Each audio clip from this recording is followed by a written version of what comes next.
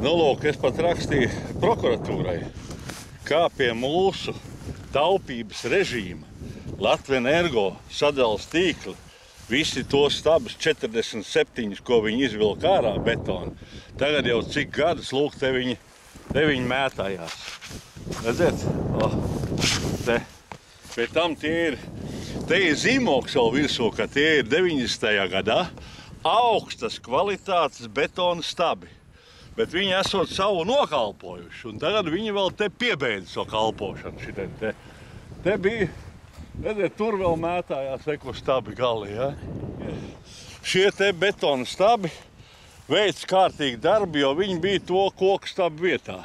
Šitie esot nokalpojuši savu, viņus izņēma ārā, izmet šite, un tieši tajos caurumos sabāz lūk tos te koku stabus iekšā. Reku, te ir zem, lūdzu, augstvērtīgi, kvalitatīvi betona stabi. Par to ir jāsēž cietumā. Vēl daudziem un daudziem. Es tā uzskatu, kā ritīgs latvietis, kā taupīgs cilvēks.